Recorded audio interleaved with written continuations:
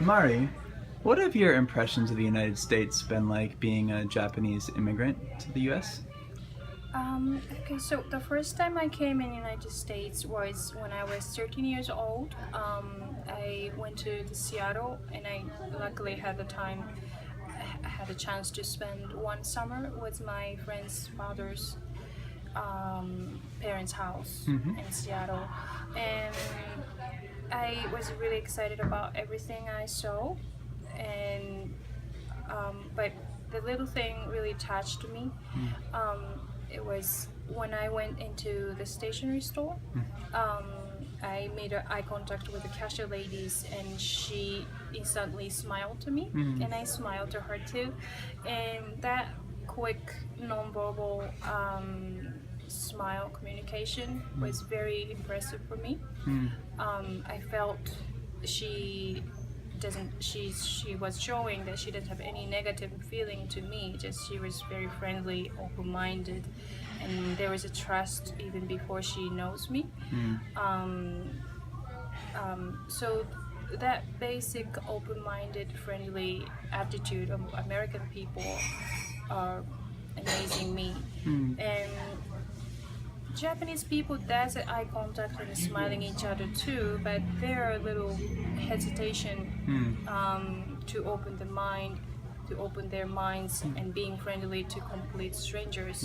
I think because Japanese people tend to want to feel secure to open their mind to talk to strangers. Sure, sure. And you were telling me that Japanese folks think more about the health of the identity of a group versus individuals. Yes. So, Yeah, like I read in some books and researches that Japanese cultures are very group-based. group-based, yeah. Because part of the reason is that Japan has thousands of villages, and in the village it's kind of isolated culture. So you had to be you have to keep the harmony with neighbors, and you can't be too unique or strange. Got it. So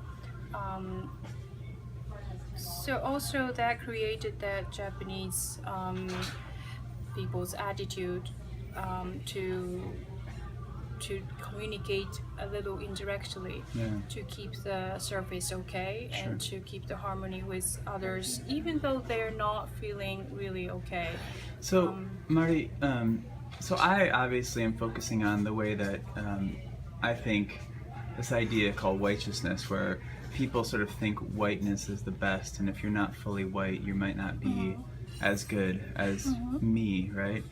Do you experience, is that something uniquely American, or is that something that happens in Japan too? Maybe not under the same idea, but the same sort of concept of thinking that people from a different background are less good.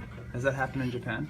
Yes, I experienced really very few times, but once Daniel, my husband, and I were My having brother-in-law. your brother-in-law had dinner with bonsai nurseries owners. One of them from Kyushu, is the southern island of Japan, and I believe there are some conservative cultures than in Tokyo. And anyway, the guy from Kyushu told me that after he knew that we're getting married soon, he said, "So you're going to be the hybrid?" Mm. So I was very insulted. He didn't mean to be rude, maybe, but he doesn't even know that how insulting it is to say. Because he believes that it's normal to get married with Japanese, and but marrying to foreigners were strange thing to him, and I was speechless for a while, and I didn't even want to translate his words to Daniel. So I was surprised that there's some narrow-minded, conservative people in Japan. Yeah. That hurts. It That hurts when really- anyone treats someone you love with disrespect. Yeah. Yeah.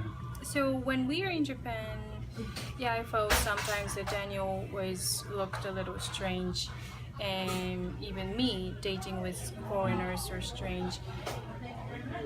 So this is not just an American problem. Yes, I think so. And also, like a Japanese restaurant chef that I know kind of made fun of American people often about their ignorance about Japanese foods or manners. They don't know the proper way to eat sushi or something like that. Chopsticks. Yeah, yeah. I need my money, Mike. But yeah, but Sorry. It's okay. but yeah, Japanese people tend to be really proud of being Japanese people. Sure. It's a good thing. Like Japan has a really beautiful culture, and we don't want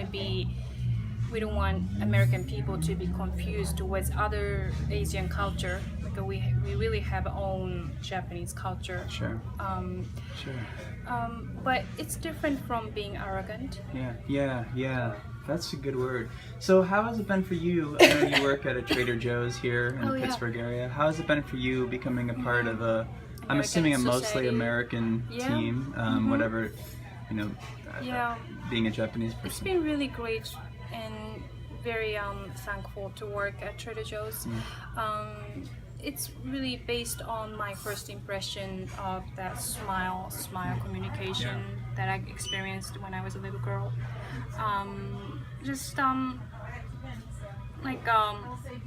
At Trader Joe's, being a Japanese doesn't bother me. I mean, for the captains,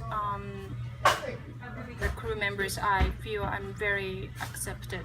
And That's good to hear. yeah, but just a few customers asked me that I look alike the Asian character in the TV show, and when I checked her photo, she doesn't even look alike me. She's just Asian and General Asian. And, yeah, That can be and hurtful, also the rudest customer I ever remember was just he looked at me and he asked, "Filipino?" And I said, "No, I'm Japanese." And he that kind of thing is a little rude to me. The need to kind of make sure they understand who you are. Yeah, it doesn't. You don't need to specify what nationality people are. It's more a question that when you sit down, get to know people over a long discussion, and just I want to get to know you. So what would you say to people in Japan who are closed-minded to American folks? What would you say to them, which might be similar to what I might say to people who are down on non-white people here?